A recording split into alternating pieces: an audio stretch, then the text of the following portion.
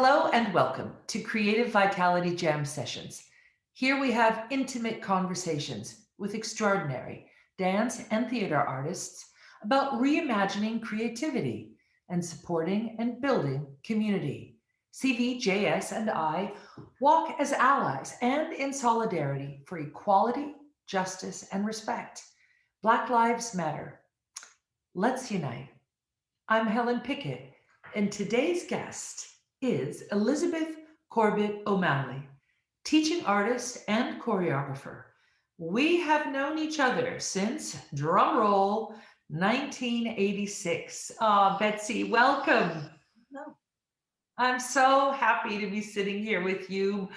Okay, so first of all, just so you know, Betsy, you are the sixth session of At Home with Forsyth Family. Wow. Yeah.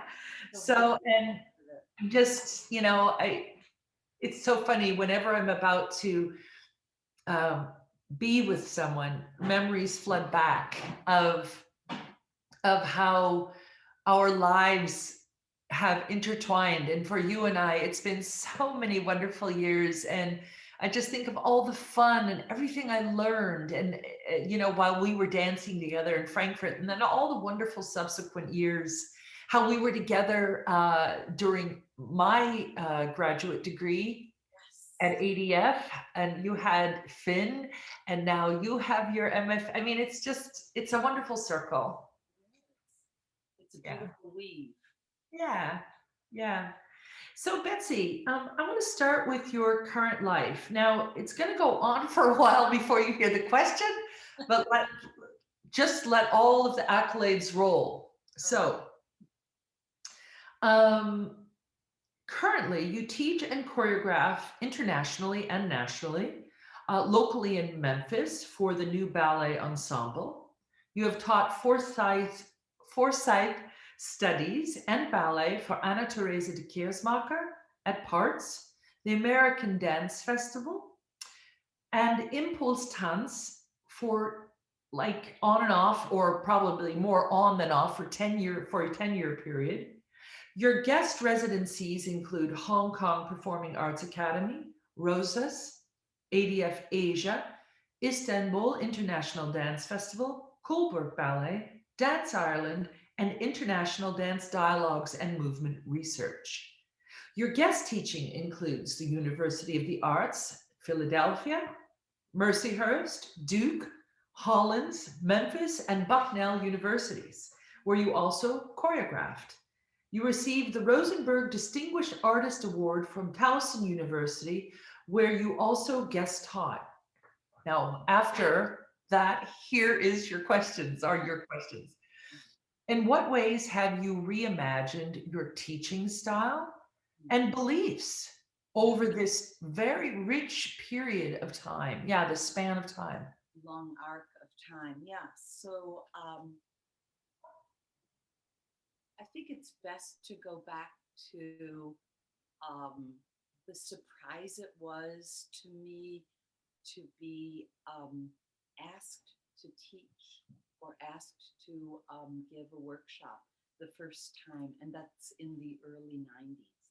So I was approached by a small company called Cloud Chamber in Amsterdam, and they were just a small group, really eager to learn and excited about having seen me perform with Frankfurt in Amsterdam. And they asked me to give a workshop for a week in Amsterdam. And at first I thought, I'm not sure I know what to do or what they're going to want. But I just stepped off stage, basically. If we say there's different types of teachers, some are in teacher training, some are dancers who just stepped off stage, some are teachers who have developed their approach. So my first workshop with Cloud Chamber kind of set it set the tone for what would then go on from there until now. So it was basically about teach what you know. And, there was a certain amount of planning involved. There were really wonderful dancers, and they were extremely excited about the day, about the week, about what we could do. And I learned so much from them. So kind of start there. And then we go forward where over time I developed an approach. And I know you've done that too through your choreography. You probably, the first piece is a miracle in its own way. And then as you go on from there, your approach, not to say things are set in stone, but didn't you also develop an approach to choreographing? I mean, yes, I did, but like that, I taught for several years. I kind of did the same thing. You know, in 1999, Denise Jefferson gave me my first shot at teaching at the Ailey School, and I so understand what you're saying. Teach what you know, and then learning from your students at what teaching really, you know, the all-encompassing Absolutely. world of teaching, and again, like you know, the 10,000 hours, you know, I really, it's the time to put in. That's the learning, at least for me. Exactly, Yeah. exactly. And so your teaching and your choreographing, they followed similar paths where you developed, you go from where you are, and then things start to become familiar and you're getting back from the dancers. So, you know, and just to drop a pin, okay, now we're in Zoom world where teaching is little boxes. So teaching has had to change because connecting has had to change, just like in my first approach, it was about giving and receiving from the students in dancers in the workshop. Now it's about doing that across Zoom. There were also moments where big changes happened, like when I did most of my teaching in Europe for long phase. Like, as I said, there was a 10-year period of summers at Impulse, which is really fun. You have live percussionist or pianist, 10-year period at Parts, always incredible musicians to work with. These are great relationships that are built. Once I got to the States for daily teaching or evenings or in my local environment, I started to use, it was a little harder to coordinate a live musician in some of those situations. So I would start to use CDs or use my iPhone. So again, a different iteration. How long do they want to stand there while I'm figuring out what music? Doesn't it sort of have to be laid out and choreographed, and then I can drop it in before they get cold? So looking always from the empowerment of the student-centered, dancer-centered, um, dancer-focused, had keep jumping onto either the other side of the mirror or, as it is now, the computer screen, and see, well, how does that feel in terms of timing? How does that feel in terms of, are we getting warm?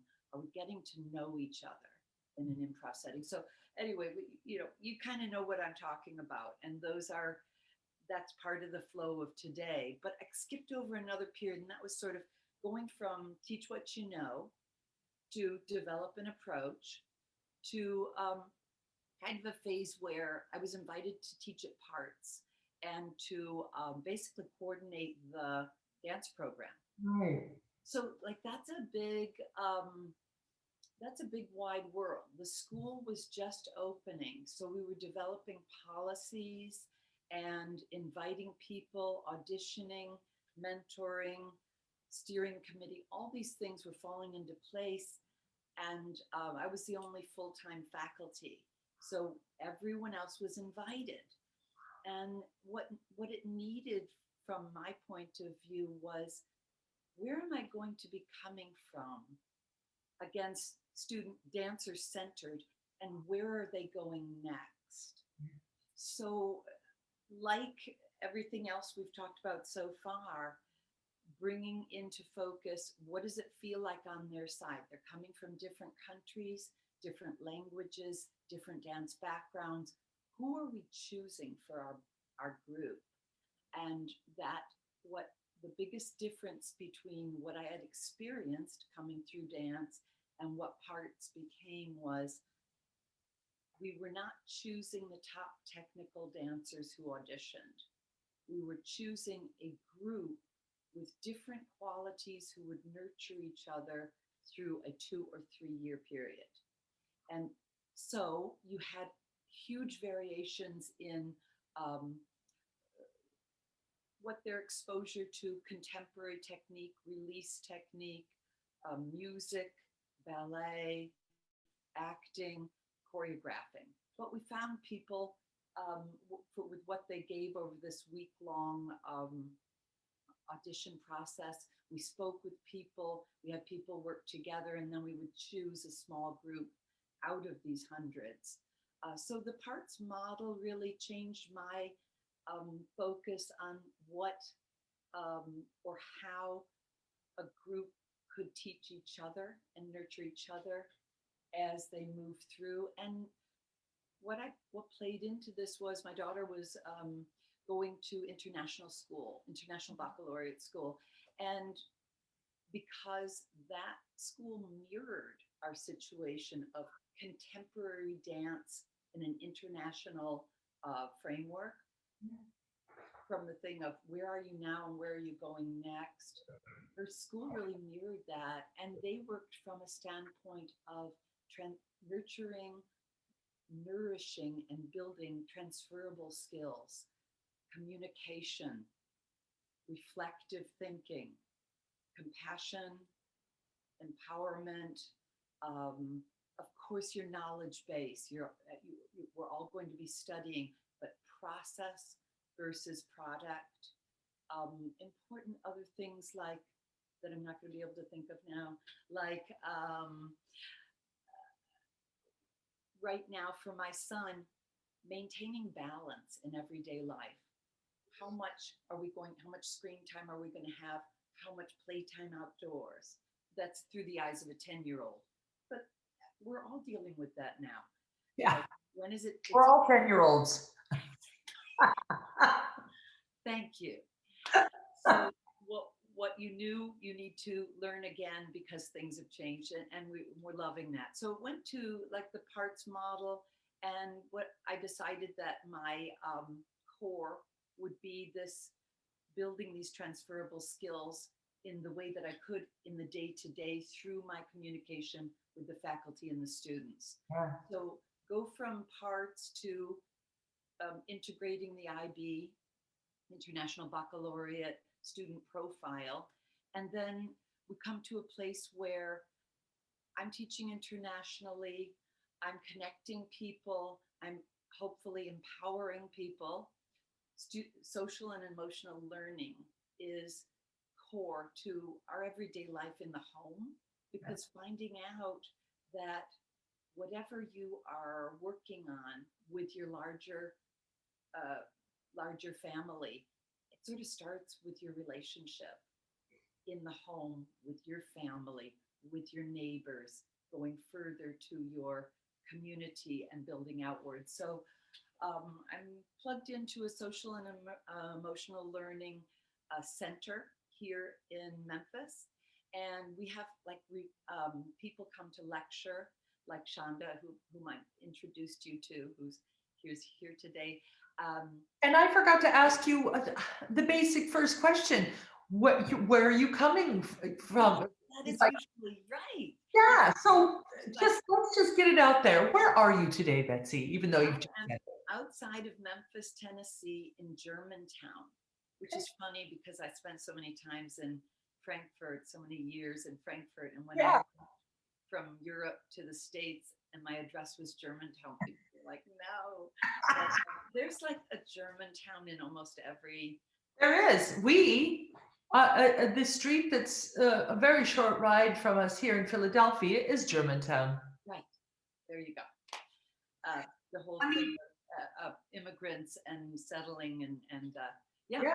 So, and you're in Philly, right? Yeah, we're in Philly. The thing, I have to tell you, the word that kept coming up, Betsy, and like I said, we know each other so long, One thing that I've always really respected you for is your art of communication. You've always been an excellent communicator, and also how that communication, the other word that came up so strongly was adaptability.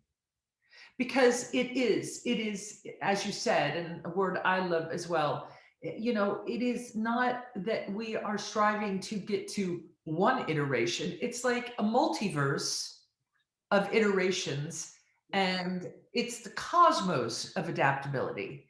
And I've always felt that you really worked for that as a human being, because I know you less as a teacher. I know you've been teaching, but yeah, I mean, just philosophy in the way that you've raised your kids and raised your kids, little Finn now too.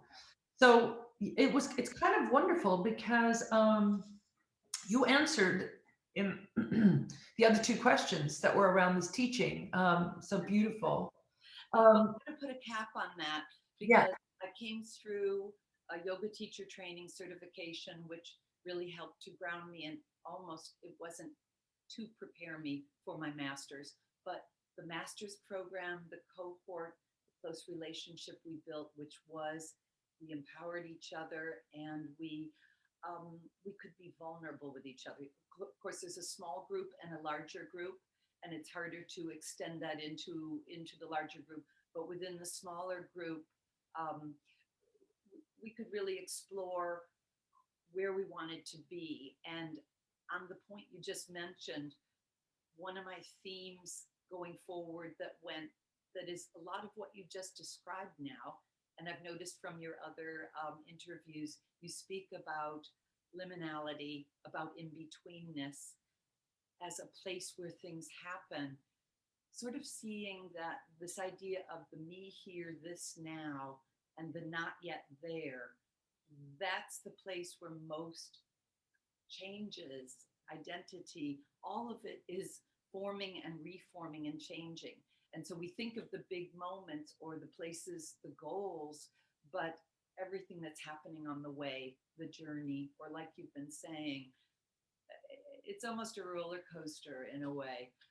That is really a lot of what life is, I exactly. think, isn't it? Yeah, and the process Yeah, is most of our life. yeah, So I totally, totally, totally agree as far as our approach to education. The goal orientation, fine. yeah, Especially, as dancers, high performing athletes, whatever. But it's the process. I mean, how many hours in the studio? I have more fond memories of those hours. yeah, I mean, yes, for sure. performances pop out, but man, it's the process. And I, again, so lucky as a human being to understand the richness and that most of our lives. So you just said it, Yeah, be here now, the liminal space of discovery. That's the magic.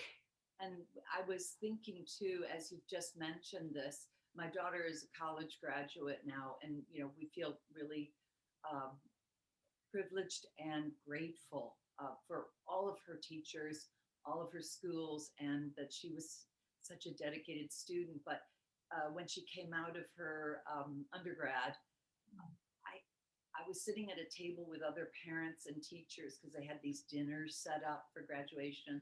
They were really fun, and we're all coming from different places. And one of the people who was planted, I'm not saying that in an evil way, but by the school at each table posed some questions and said, well, just from your standpoint, what was the most important thing? We're parents there, and the students are celebrating their graduation. They are just like so excited. They're somewhere else. And we were all sort of thinking, and it struck me that what she had communicated to me was that it was the conversations.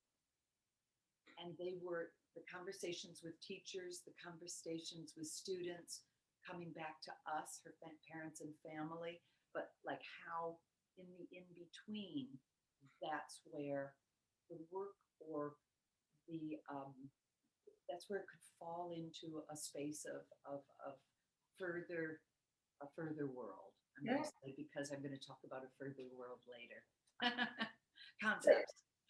So you mentioned it, you did mention it, but I still want to ask the question because it's more about artistic vision. Yeah. How did the MFA you earned at Hollins University shift your artistic vision? And did it open up spaces, new spaces, or let's say not new, let's say, did it open up? I've always seen my brain, because I've had so many dreams about this, as a huge house, and it's like the doors are always there. Yeah. It's just whether or not I can actually see the door handle, or if I decide to pass that door. But how did it open up spaces or the new doors in your thinking? Yes. And okay, that's a separate question. I'll ask that in a second. But so the question was, how did it shift your artistic vision, if it did? Yes. And what doors or spaces in your thought process did it open? Yeah, that's a great question. So I'm just going to start by saying it was like a renewal of, did that happen to you too? That's the word of well, why, what, and how am I doing this? Those three questions again and again. And in each case, doors opened, windows opened. And I'm just going to start with, as you know, from the Hollins process, you do an independent study into a research project, into your thesis. And I knew where I wanted to kind of go with my thesis, but I had to do a deep dive before that. So I kind of used my independent study and my research project to prepare me for my thesis. They're all three different subjects, but they're interrelated. So I sort of started with, and I'm going to use this term in my own way, to decolonize myself. It's a really, really strong and important concept. Yes. But most people didn't do it the way I did.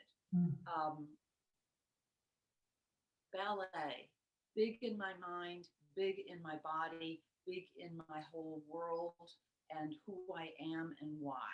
So I started to trace back to the world of folk and fairy tales to see, where does ballet live in my mind, and where did it come from? And of course, you find out folk and fairy tales, and most people know this, came from every continent.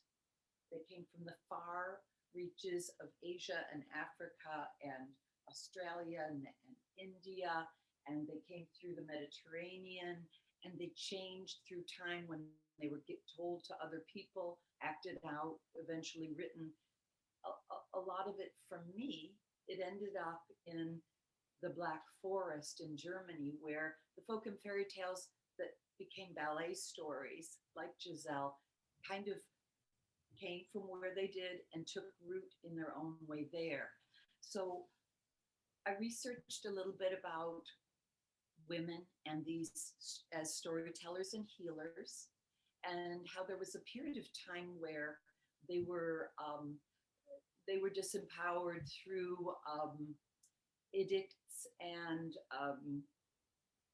public pronouncements that if you were healing or storytelling, and I'm going to simplify this, you'd be burned at the stake. You were a rabble rouser or a problem person, a person who had to be subdued. Your voice had to be extinguished. Exactly.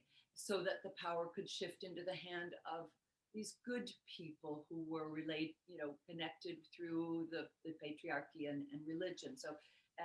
So there's this huge shift. And how do women deal with that?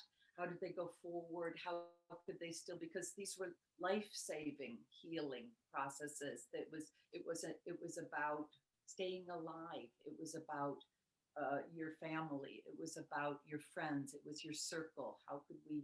And you were surviving childbirth. Exactly, over and over, and disease, which went again and again through, and people didn't always know why. And again, if the crops failed in the town, the witch was the woman who was healing people was the cause of the problem. So there's that, into fairy tales, into the Black Forest, into a place where we see, magical things happen, witches, etc., women, witches, power, the whole story, Giselle. So I get into Giselle by way of folk and fairy tales. I find myself, because I danced Giselle Myrta, the role of the Queen of the Willies, and I loved it. And I loved the music and the movement, and it all came together for me. It was a part of me. My version of that was really important to me. And we spent a lot of time in that Unterbühne, and then coming up and coming out of the veils and the whole thing. So it was alive in me, and I wanted to understand it better. So I traced it to Clemens, which is your husband's name, and Clemens Brentano, who went from the Lorelei story. So we know what the Lorelei is in the Rhine River Valley. And I really went deep into Clemens Brentano and his mindset about how he wrote this long book in German, Godwi, and how he had taken folk and fairy, and he had begun to weave it into a story where he could place himself inside the mind of the woman. And that's huge. So I'm still really into that. And I might want to do a deep dive eventually further into that with another program, another degree or something. But it went from there into spanning into, okay, I see ballet. I see where ballet happened for me. And I'm going to now move down the road into foresight, where we went from ballet into, this is going to shock you, but like our first steps off-road into Vile Parody, the second version, really went toward expressionism. Yeah. And then very strong in Austria, Germany. Yes. I looked and connected to Laban. So for my research, I looked deeply into expressionism, and I found someone who was inspirational to me, Hilda Holger, who isn't one of the people we recognize right away, like Laban or Wigman, who are important. She's one that fell through the cracks. Her life, like Gloria Anzaldúa will say, her life was one of being a threshold, or living in Inbetweenness, where she fled Nazi Germany, had to hide. So her name doesn't come up. She had to go somewhere where she could work. That was India. With the unrest following the Raj, she moved to London. But each time she crossed borders, her name was dropped from the known. So, but she's quite a strong, she has passed away now, but her work lives in me for sure. After meeting her daughter, after having the conversations, which brought her to life and her work to life, as she went from breaking the rules through expressionism to changing countries, which we know a lot about, regrouping, building a network, changing the language, identity changing because it had to London, and working with her her expressionism. Her son was born with Down syndrome, and she integrated him. He taught her. He learned from him about the movement she was doing, about the gutsy, incredibly inspired personal expression that she wanted in her movement. So she started to integrate people with different abilities, and built out from there in London with this type of beautiful work, which brought different people with different abilities together. So there we go to expressionism. There we go to the me here, this now, and the not yet there, to changing identity and growing. And I'm learning, and boom, it's time for my master's, my thesis, right? So I've done that work. I choose my own story, which I reflect on. I choose the story of Hilda Holger, and I have deep conversations with Thomas de France. First of all, I read everything he's written, his work. I've known him for years, but really more as a ballet teacher and he was a student in my class. I took your class also and stood next to Tommy when I was getting my MFA. I remember those days fondly. We'd have a little crack up at the bar, because in the bars where you always have to, like, if you're turning sides, you have to, where's my hand going? Where's your hand going? Yeah, I have really fond memories of that.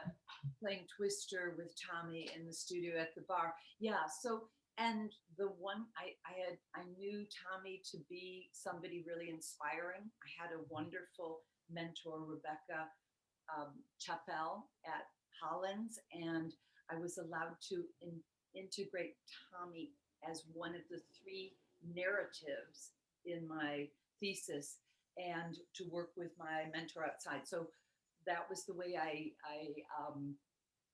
threaded the needle in a sense there, because I wanted to work with Tommy, especially about anti-racism and how the arc of what I was working through and becoming, which is the state we're in, state of becoming. Thank you, Michelle Obama. But like, how could I kind of get there? So our conversations were deep, and this is with Tommy, and I put together the 3 narratives and looked for spaces where there was a phasing in, where it thickened, where I could say, this is Kunstwollen, a concept I'm going to speak about now, a triangulation of artist and agency, of art and of the viewer, which the viewer, of course, completes the work. This is a place where these come together with inbetweenness, with liminality, with a juncture in time which creates instability. And that's where identity, that's where change happens. So it was Tommy, it was conversations, it was having understood the trajectory of Hilda Holger, and then sweeping through that with my own story to say, I want this space and time to do a deep dive and to understand where I'm going, and internalize anti-racism so that it's a part of empowering as I go forward, a part of bringing the table together, a table of people, and a part of me learning, so that people's stories, my thesis, and people's stories keep informing my process. Yeah, and that's a light. I'm sure you found. Well, I heard it. I heard you say it. It is. I find that the people I learned from, and let's not forget Jeffrey. Oh yeah. The people I learned from and all they gave. Yeah. It's not just sequestered into that period of time of learning. This has changed my life. It has changed how I am with my and our, not my, with the community. And it's the life alteringness of it is something, like I kind of think sometimes how lucky, how grateful I am that Netta Polvemacher was the one who told me about Hollins. Because it was funny. Yesterday, I was talking with Devon Doan in one of these chats. Well, actually, a couple of days ago, and it's really, again, it's those doors. We both spoke about a place in our life where we're like, boy, something needs to change. I've stopped. I'm not seeing the doors in my brain anymore. Something stopped. I'm feeling restless. And then you get the info, you're ready to hear from someone else, because she wasn't the only one that told me.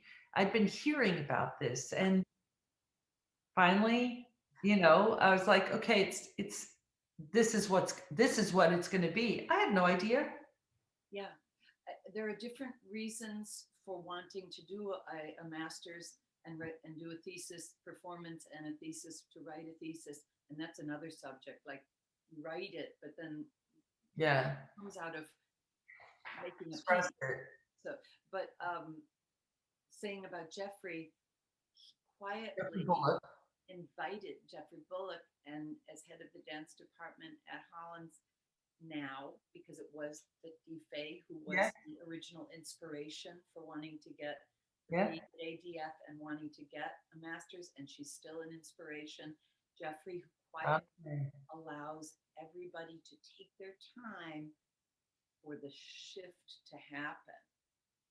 Doesn't push it, doesn't explain what it is. It's happening inside you. Mm. The one class where I dropped in on Tommy when he was teaching at ADF for the Holland's Masters under Fay, the one class I dropped in for was the class where he took a sweep, and then at a point he said, but that would take a change of heart. And I just went like, whoa, I got shivers, because I could see that he was living it, he was breathing it, he was teaching it, empowering and bringing open anti-racism, but that it had to happen inside you, and that was going to be some work. So inspiration to want to do that work, to want to open space and do a deep dive. Exactly. It's feels now just thinking of all the learning, and I just want to say, and I know you feel this way, I'm so grateful for all my cohort and my teachers. Yeah. Yeah, me too. Question. Another side of life. You danced with Milwaukee Ballet and Joffrey Ballet before joining Forsyth. Yeah. Forsyth's Ballet Frankfurt, when he took over Ballet Frankfurt. Yes. In which you were a founding member, basically. You were. In what ways did the work in Milwaukee Ballet and Joffrey Ballet prepare you for the new world that, and I say this really intentionally, the new world that Bill was, let's say, creating, but also dismantling? Yeah. Exactly. And then remantling, I don't think that's a word, but reassembling. What took you by surprise? Yeah. This is something we don't often hear about in this, like, in all the stuff that's talked, brought up with the mythical Ballet Frankfurt at this point, right? So what took you by surprise, and how did this approach to art shift your thinking? Oh gosh. What reimagining happened there? Yeah. And lastly, how did your 10-year career with Bill, in a constant state of reimagining, how did that? Right. You've brought it up, like with process. Touching on all of this. Yeah. And like, I guess it's the improvisational side. I guess that's what I'm talking about. How did that really? Do you want me to repeat those first two questions? I've got it, because I did some studying and note taking. And if I get off track, you'll bring me back on. I know I can trust you. But I want to start with the Frankfurt Ballet, which went into the Forsyth Company, and how I spent that time with it. The first director when I arrived in Frankfurt wasn't Bill. Right. Bill was a guest choreographer with Time Cycle. Right. Then Love Songs, and then Ganga 2. And then he became director. But the work started before he became director. Yeah. That says founding member. It says many things. I just want to say the company has changed again and again. So as I was there for that period, I watched performances. I have viewed change over and over again, and it has continued to fascinate me, as it has William Forsyth, obviously Bill, and the people in the company, the dancers now learning repertory or doing new works with them. It just keeps going. So I want to start by saying it's not like visiting a museum, and you didn't say it was, but that the early period set the kind of set in motion things that are still in motion. Yes. In the teaching I do, I'm sure in the work you do, which keeps changing, the teaching and the work you do, you've become Helen Pickett, the teacher and choreographer. Your work keeps flowing in different iterations. Yeah, hopefully we all do, right? I think that was one of the big things that I actually took in Yeah. from my time in Frankfurt. Yes. That change actually, what do they say, death and taxes? I've completely changed that for myself. Change is the only constant. It's it. The thing that will follow you if you're lucky to Yes. be open to that. And that with my younger mind, there were moments of loss when things didn't work out, and with my younger mind and the resilience of it, those things would come back to me, which they didn't, but they actually do. It's just how you open doors and windows in your house, really, in a sense. So exciting thought processes there, but nitty gritty. Big differences in Europe and the States are the funding processes. So culture stands at the center of life in Europe, where it is a reflection of who you are, and you can go to the theater, which is right there at any day of the week, dance, music, spoken word, pop-up performance. I mean, it's everywhere in Europe, and it's state funded. So Yeah, and it's not elite. No, it's just there, and it's accessible. In the States, it's not as state funded, and so that causes a whole different.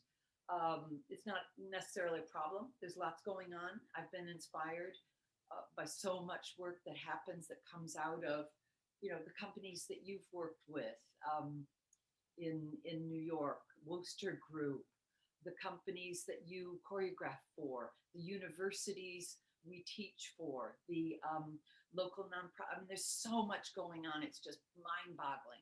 But getting money for it can be a struggle in the States, where it's sort of state-funded abroad. And then there's the other difference that is union companies and non-union companies. And so there's a framework, as we know in the arts, it's subjective. It's hard to create objective standards for but conditions, hours, weeks, pay, certain framework exists and can sort of be held up in union companies a little bit more than non-union, where it's more of a family or group working together to achieve a goal, and they might have to give or take within that. Unions are more expensive, union companies, the rules about the people and how they set up the stage, everything. So there's those differences. So you have state supported and versus privately supported in the States. You have non-union and union. Those are just some frameworks. So Milwaukee in the States, non-union, great experience. I was adulting, I was 17. So go back to the mindset. I'm born in the 50s. We are the generation who wants to be in a company when you're 17, if not 16, and doing correspondence courses. So the idea of college, that's something you do either after, or it wasn't even on my mind at that point. Me either. I was in a generation similar. You got a job. That's what you did. That's what you did. Yeah. I love the dance that's happening and the education that's happening at the same time. Amazing, right? Big, huge fan. But that wasn't it. At the time, it was just get in there and get going. So 17 in Milwaukee, trainee, apprentice, company member in a span of a year and a half. And then my big jump to New York. New York, being in a company in New York was my dream. Coming from my dance studio, we wanted to be an ABT, New York City Ballet, or the Joffrey. All three were in New York. And I'd spent a summer at the SAB, and Joffrey was a better fit for me. It's like there were body type and speed and just a different maturity thing happening that can be discussed also in many different terms with some companies over others. Joffrey had the eclectic repertory, which I wanted. And I didn't really have the maturity to make it a success, but I got in. And I learned from others, and I learned a lot. And then we were put on a layoff. We traveled, did great tours, San Francisco and Mexico City, Guanajuato. We went all over the US and I just watched those dancers, Christian Holder, Gary Crisp, Beatrice Rodriguez, Trinette Singleton, Charlene Gem, amazing artists. I watched them from the wings for a year and a half and then layoff. And there was this thing in the back of my mind that Europe was there waiting. And shouldn't I go? Hadn't I wanted to hear those chansons, French chansons? Hadn't I been? Adventure. You had an adventurous heart. Exactly. And so did you. So there it was, my moment to go over. And I thought it would just be maybe, a year or two. And then it ends up 26 years. So then we get to Frankfurt and we are an opera ballet company. So I'm learning a lot about opera, orchestras, rehearsals, being there as the ballet part in a large evening of Wagnerian opera, or Offenbach with the sort of more of the can-can. We wore, we wore huge Eiffel Towers on our heads. And we worked with really amazing regisseurs and directors who were turning the opera world upside down. So all of a sudden you were going to be marching on point to Aida with a Statue of Liberty hat and doing salutes. And, these people were just, they were dismantling and they were cracking the egg open. So that was a part of the Frankfurt Opera.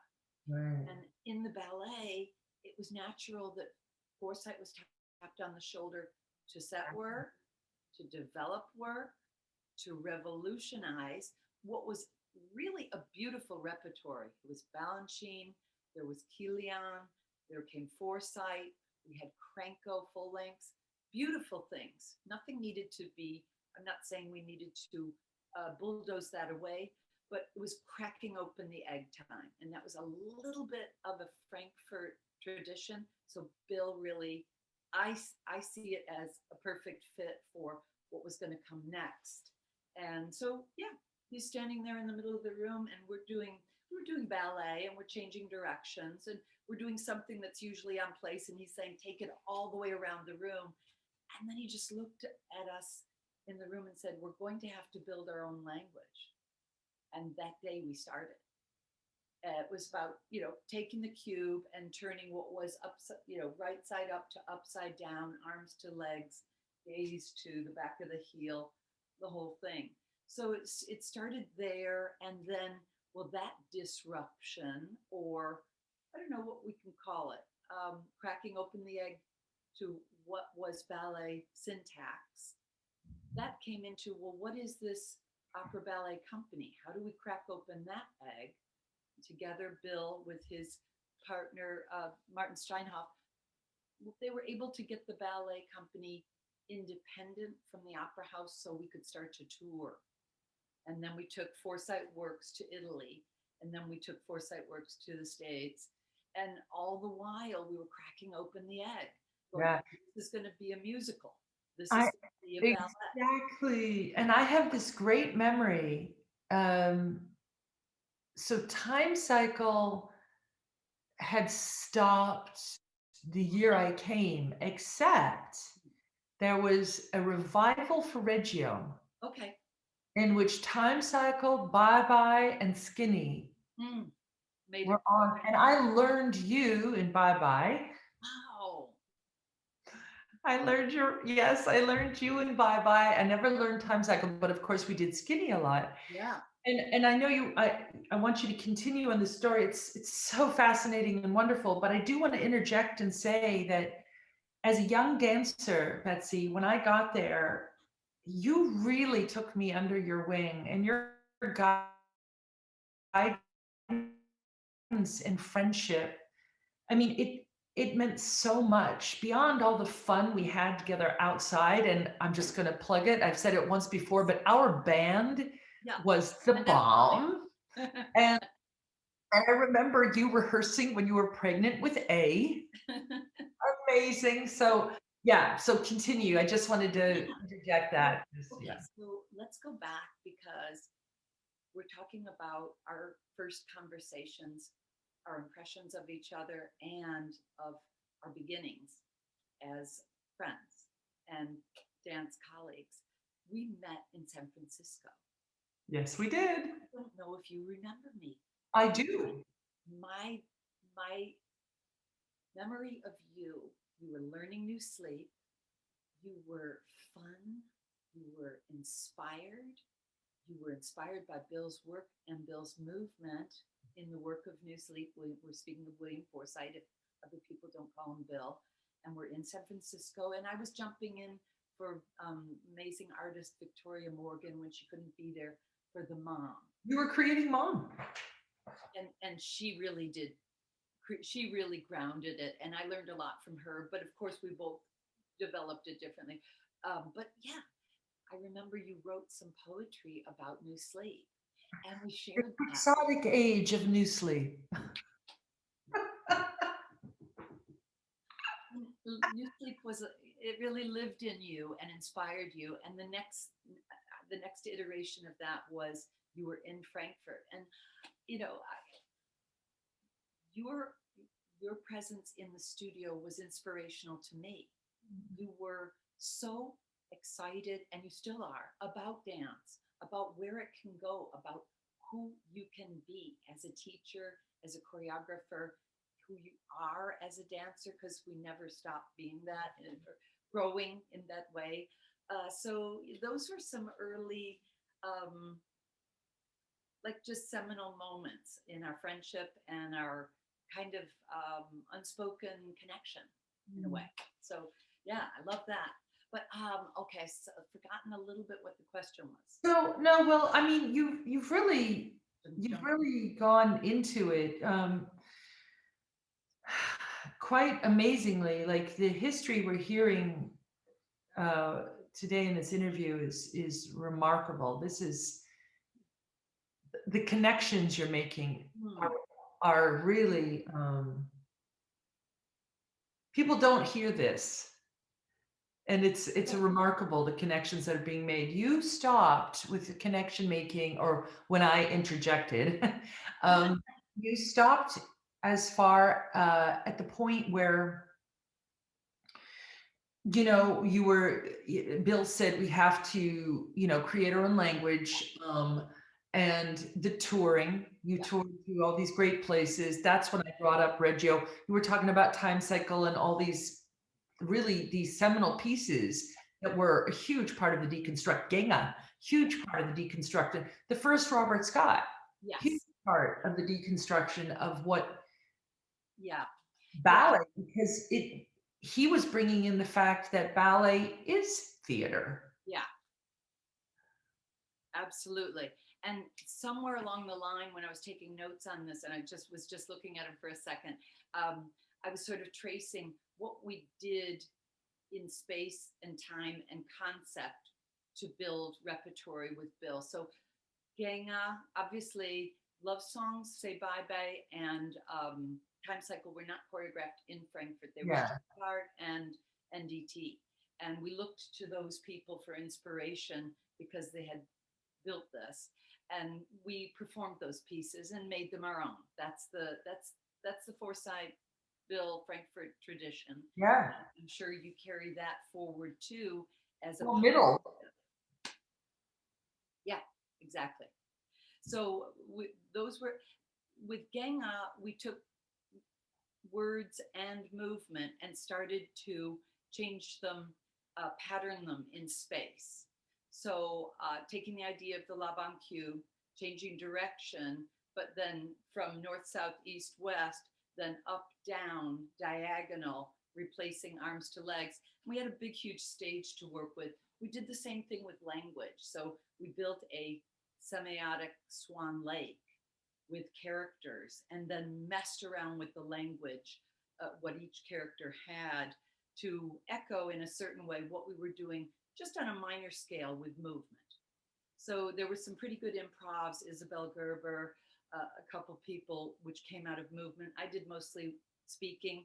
It could get really funny because of the way things can boil down to just funny notions about Swan Lake becoming words, characters becoming a phrase, and the whole displacement of being American on a German state theater stage. So lots of humor and experimentation. And then from there, we worked the physical to develop more systems to fragment things. So let's say you had ideas and you went from Laban into Artifact. And we had our 9-point dances.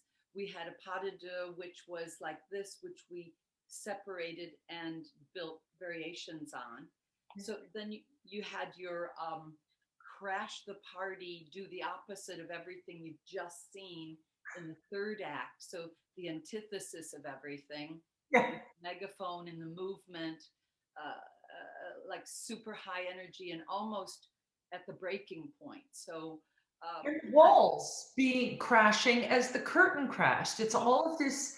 It's not just displacement. It's what you said. It's like dismantling was happening in the bigger sense, but it was also constant dismantling and rebuilding within the smaller context of the piece. And that's why Artifact, I think, my God, it stands out as just, it really does.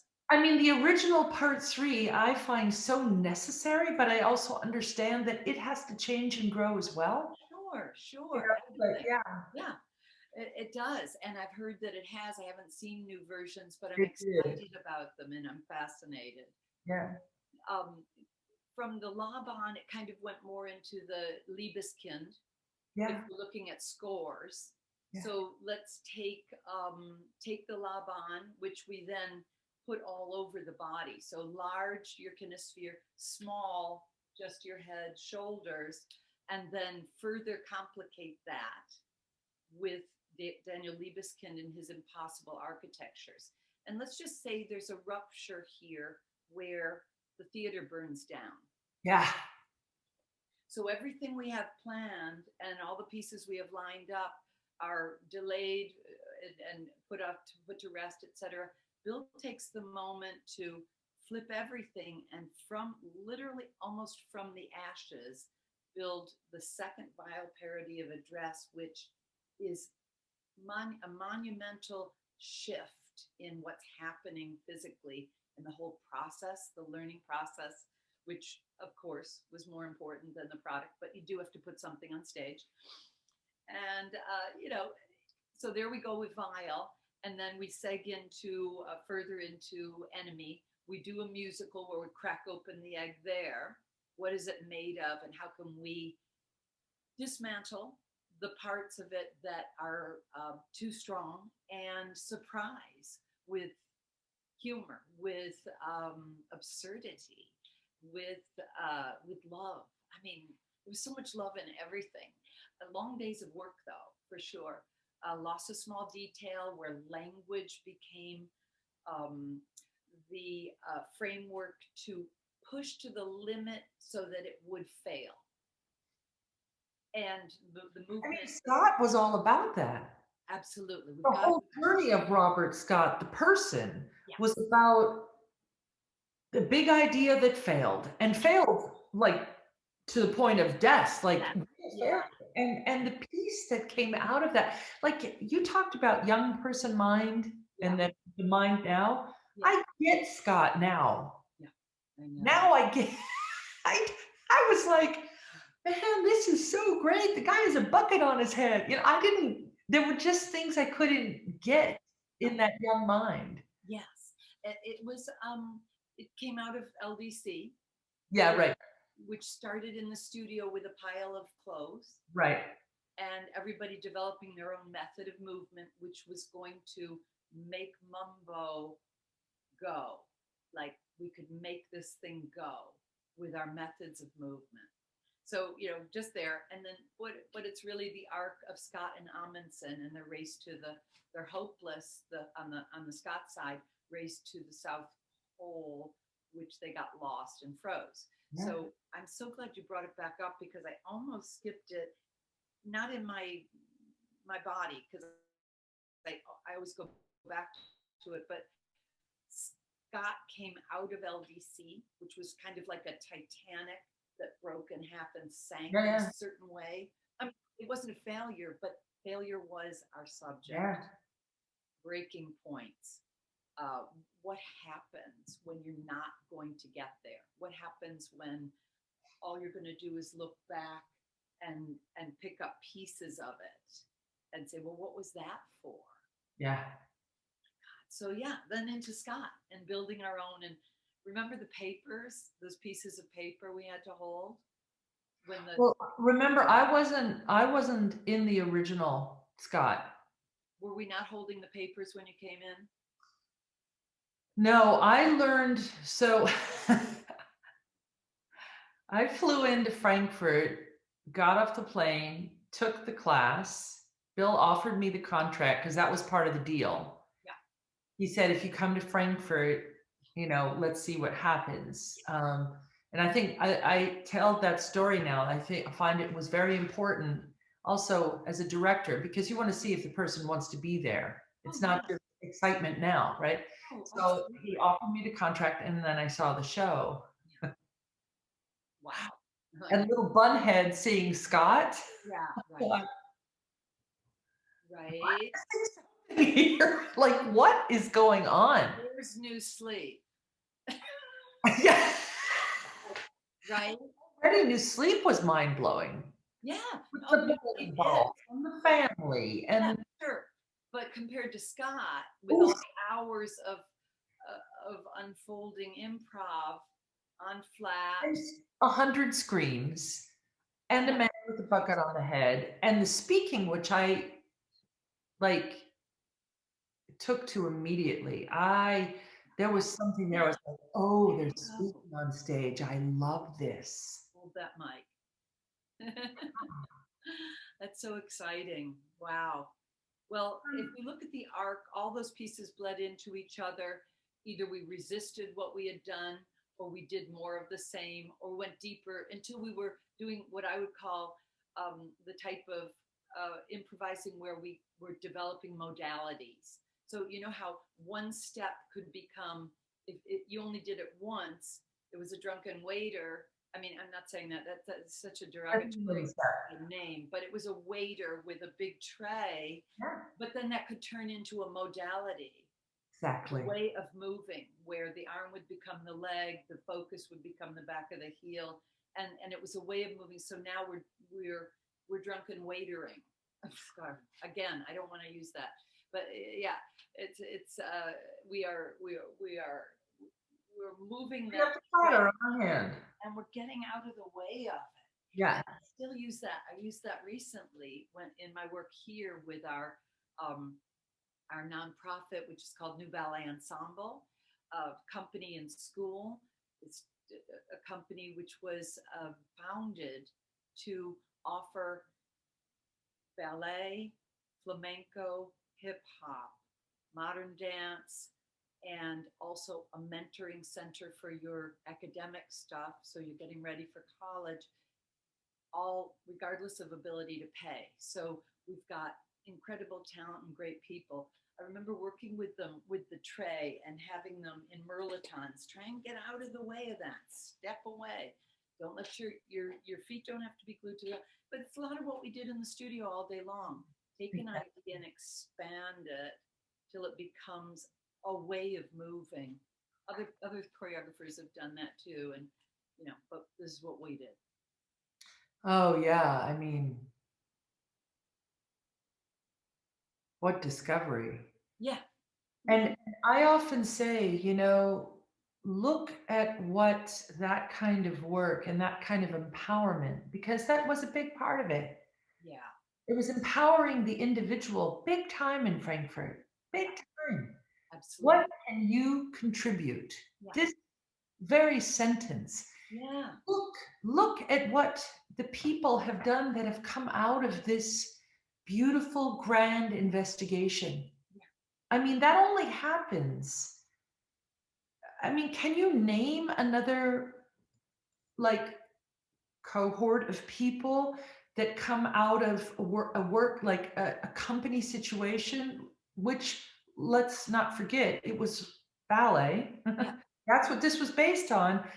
Is there another company that has produced yeah, as many creatives? That would be a great study. yeah. I mean, certainly you'd say Trisha Brown, Of certainly. course, but we're also talking numbers Yeah, exactly. because it was a medium-sized company, you know. So there, of course, Trisha, of course, so many Graham, of Daily. And course. each one of these burst open through investigation and inspired. Yeah, When we see where these companies are going today, they're inspired by the new. They reach out to from the past and go forward. I just wanted to mention, because everything's remote, I've been popping in on some workshops with a choreographer named uh, uh, Keith Thompson, he was, I guess we would say, a Trisha person, but I met him through the international teaching, just where we'd meet up at festivals and things. And I've been doing workshops with him, which are a great place for me to go right now, because where he developed a vocabulary of his own and a way of working, he's come to a place where with his people and these Zoom and workshops and developing work process, he's kind of about now, where are you now? Don't mm, try to avoid your habit right now. Go to exactly. a place, go to a place where you just are the me here, this now. And just give me 4 different moves. And it's like it feels right for the time. And Oh yeah, so there's reaching out, so there's coming in. that's And right. like in a certain way, the Frankfurt thing was coming in and being where you were with goals, with cracking the egg. And Yeah. then there's the expansion that comes with the next iteration and where could this go next. So Yeah, yeah. yeah, back Oh, to your gosh. questions. Yeah, how are we doing? Well, Betsy, so many answers have come through these. So let me just quickly, I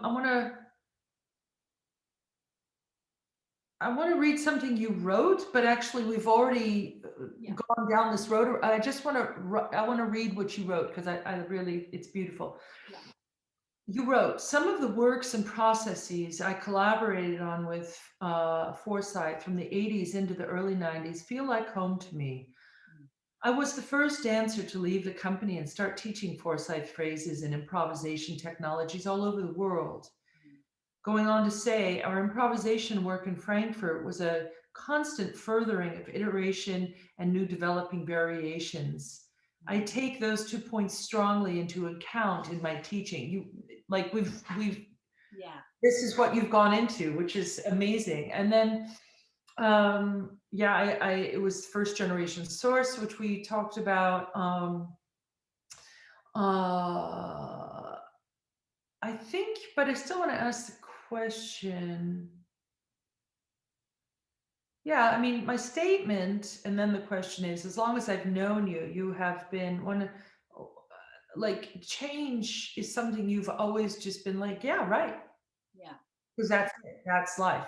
So that's something I've always like. I think of you in that way. yeah. And then I guess the one question that pops out that I think you could cover a bit more is how does this technique, and you have covered it, just maybe a little bit more on it, how does it feel like home to you? Yeah, yeah. Well, if home was a place that was ever changing and the change was good, then when I walk into a studio or observe a group on in Zoom or enter into dialogue in a dance performance that includes the the audience, one of those processes, whatever it is, I'm open to the unexpected. It doesn't mean I don't have a certain anxiety at times about it, but I see it as the thing that's going to happen and the thing that is good about the motor behind the change.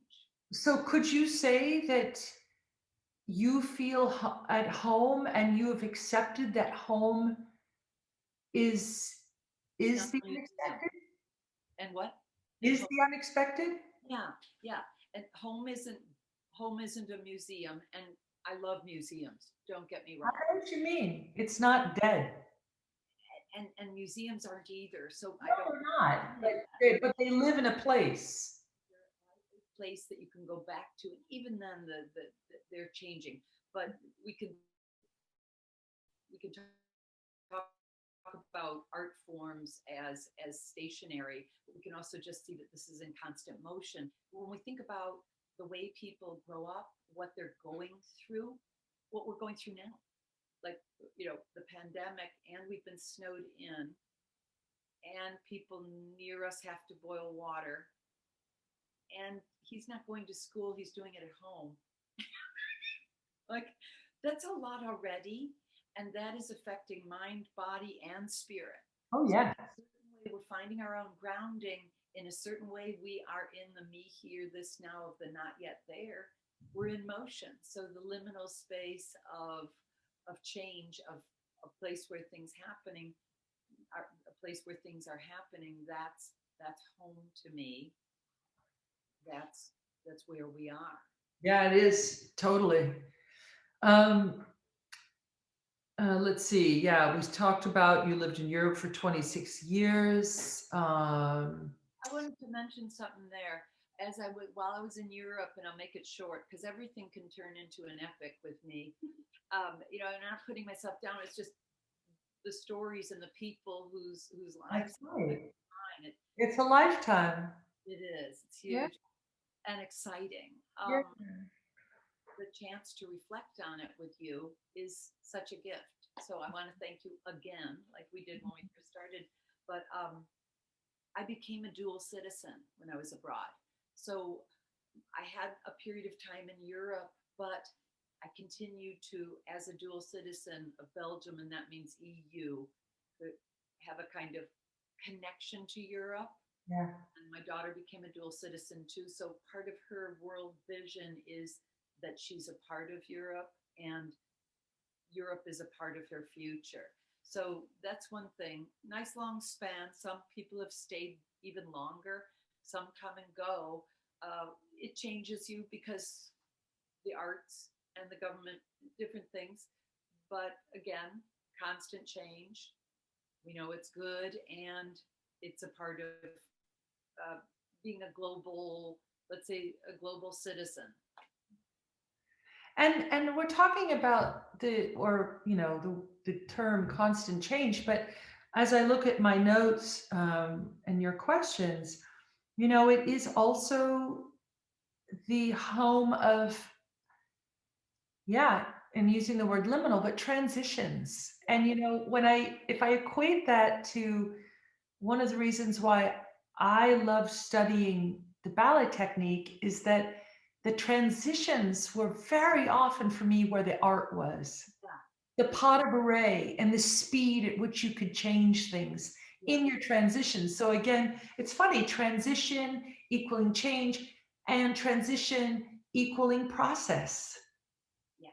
And that process to get to the piqué arabesque or get to the grand jeté or to get to the floor, it's the excitement and the Challenge. span of time, micro, macro, in your transitions. It. And I was just going to say micro macro really is our thing. But also, if I've spent some time watching your works on screen, like one of my things when I watch was noticing how you go in and out of phase with point work into a really nice grounded. So we're talking about the women on point, people on point, and the way that there's a certain pull up needed for point work, but in your work it's nicely connected in opposition with some real letting go and groundedness, which it makes for watching the body flow in a beautiful way. Like, it's not all pull up or all down, and a lot of work isn't, but but it can be a particular challenge with point to where the ones who aren't on point in the same piece are really feeling free and really flowing. The people with the challenge of the point shoe are dealing with gravity in a different way to get up there what's needed and to let that flow through, to soften, to experience weight as they move. And I really love the way that there's such a huge expanse in that with your Oh, thank you. I always come back to the strength of the foot, man. And the strength of, of your glutes and your hamstrings, your support system. If that's in place, yeah, and that foot, you can find a way, as we did, yeah, to find a way to feel grounded in that shoe, yeah. supported with the strength. I know people look at me like, really? And I'm like, well, do some elevates before you get to rehearsal. I mean, it's like, let's just, instead of going, really, let's actually try to figure this out. Yeah. It's real. That's got to be a huge challenge, and you take people to a new place with that. I think that's really cool. Well, it was given to me as well, Betsy. Yeah, but thank you. So, gosh, okay, amazing. How do you feel about emotional shaping your life at this point? Yeah, I think that's, and then we'll go into the 3 questions I ask everybody. But I think we could hear some more about this from you. How do you feel about your multiple reimagining shaping your life at this point? And how has your perspective? No, I think it's the same question that I'm asking twice, just with different languaging. How do you feel about your multiple reimaginings shaping your life at this point, including perspective, of course? Yes, everything. Well, we're in the pandemic, and so a lot of things are Zoom, definitely. But there's also the move from Europe to the States, the move from dancer to teacher to choreographer, the opening the space of anti-racism is huge, so that it's a constant, so that it's about empowering, and that is that's a life work that can happen in different ways. So here, being a part of New Ballet Ensemble is a great way because of the amazing talent that's brought together and what I learned from their stories. So I'm loving that, and I'm learning. I'm here to learn, and that's my space. But also, I've got responsibilities. I've been in on the ACLU and getting people their right to vote back, because voting's really important. And there's the everyday life that you lead that is making a better world, and there's also the targeted things that need to happen, encouraging friends to vote, getting a parent or a neighbor to the polls. And this is going to be a constant now. I mean, what Stacey Abrams did has proven to all of us that, yes, in fact, it is one person at a time, because look what she did. Yeah. And this is possible. And actually, you kind of went into one of the 3 questions in supporting and building a more equitable dance community. What are the specific daily practices you can be active with? And you've kind of gone into that a bit. You want to expand on that a bit? And just that, it starts in the home. It starts with the person right next to you, or your the way, and then builds outward from there. So we've talked a little bit about teaching, social emotional learning. Where do I need to be plugged in so that what I'm receiving, I'm learning from, and I'm bringing forward? I think for me, it's mostly, again, that why am I doing it? How am I doing it? What am I doing? Those are 3 questions that can keep coming back. Yeah. And they echo and change for every situation, dance wise. Yeah. And a teaching wise, and also all relationships in a way. Yeah. To keep reimagining. Yeah. So it's not just once. It's over and over. And Exactly. yeah. Over and over. Exactly. Until, yeah, until a change, until the process itself has shifted. Yeah. Yeah, Exactly. And those can be great breakthrough moments, and then there's more to go. exactly. So, a million favorite impactful memories, Betsy, I know, but do you have one that comes into your head now, um, Yeah. All right. from your creative life or Exactly. life? So I'm going to say, of course, it's creating Artifact on stage with William Forsythe and my partner at that time, Yep Mitzkoff or Benito Marcellino. Of course, it is that. Of course, it is working with Aunt Teresa, performing with Aunt Teresa de Kiersmacher. Of course, it is teaching at the Paris Opera Ballet, where suddenly we're in a room and we're all improvising. And I'm learning from them, and they've come across the footlights to meet me there. And that's a place with certain, you know, with a certain history. And of course, it is the moment of Amsterdam, where, to the surprise of all of us, audience jumped to its feet. I mean, those are surprising moments. But the one I want to talk about now is how Dance, Love, and Cohort turned into the band. Yes. And the band that you committed to and you invested in and you nurtured, because you kind of need a leader. And the way you did that and brought us together was like an incredible, and it lasted. I mean, we're still planning a jam session. Yes, we are. Dance is love, and these relationships are, and they keep flowing forward in different ways. And Yeah. so, like some of our performing with the band, the tightness, the way we were connected to the audience, but We had tours as well, not to forget. Remember, Sapporo had us play for his opening night, and Jan Farber did as well.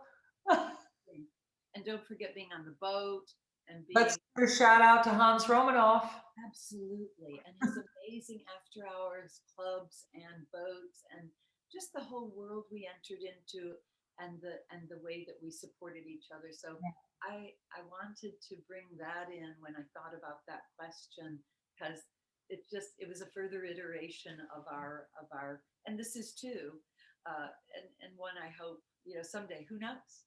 That's right. Well, we keep coming into each other's lives. Also with Stevie and texts and all the memories that we go through now, it's just wonderful. Reunion time. And then the last question before we wrap up is, oh gosh, you've given so many insights, but do you have an insight, a further insight about living a creative life? How one can manage that? Be open to challenges. If you, and I think you probably would agree, it's like the place where you're vulnerable. And I learned that a lot through yoga teacher training, but through life, it put it in a space that I could keep coming back to. Yes. The place where it feels wrong might be the place where you need to go. You know, not physically. I mean, we're not trying to bend ourselves into pretzels if we're talking about. No. I know what you mean. There's something there that can draw you in that you have to learn from. Yeah. Oh my God, Betsy, first of all, it's been too long since you and I had a chat, and well, face to face, but you know, that will come. But still, man, I mean, wow, what a treasure trove. Thank you so much for your generosity in what you gave us today. Just amazing. I'm so thankful for you as a friend, and knowing you and having you, walking alongside you in life. It's just, I'm just a lucky person, man. And I really thank you for today. I've respected your artistry as long as I've known you, and your courage. and your beautiful kids that you've created. And so is there a place, do you have a website, or is there a place that you could tell the viewers where to go to find out more about you? This beautiful place in Memphis that you've mentioned a few times now. Are you on Insta? So any place that people could find out more about you and the stuff you're doing? I need to do that. Okay. And the reason why is because I feel like I would need to be responsible and check those spaces if I set one up. So I have an email address. No, more like an Instagram or something. Yeah, I guess I have one, but since I haven't ever checked it, like I Okay. set one up, so probably not a good idea to, because then it won't be there. Like if somebody had further questions, I could always ask you. And Okay. And I could direct them maybe to you. Maybe that's the way to do it. amazing. And in the meantime, I am going to do what you just talked about. Okay. High time. It Yeah. just People have to, I mean, I know you're interfacing all the time with people, but more people need to hear you and need to be learning with you. Really, really, Betsy. Absolutely. And to be in your space. Absolutely. Share space with you. In the meantime, when this video comes out, there'll be a short bio for Betsy that you can read a little bit about her. We have new guests every week. And Betsy, you know this next guest very well, will be Jennifer Grissette. Yes, who is now, who is a dancer that we both danced with in Frankfurt Ballet. She's now a naturopath and the co-owner of a physical therapy practice and Gyrotonic Center in Frankfurt. So now it's time for thanks. Gracie Spina, intern extraordinaire. The Spina machine. I've never said that, Gracie. Thank you so much. The dance world. I always need to thank our beautiful dance universe for everything that gotten, and hopefully give back. And Betsy, thank you so much. You, Helen. This was so much fun, and it was a great opportunity to connect and to learn. So. Yeah. All right. I hope to see you soon, and we're going to chat before seeing and each other in person. Huge love. Bye. Thank you.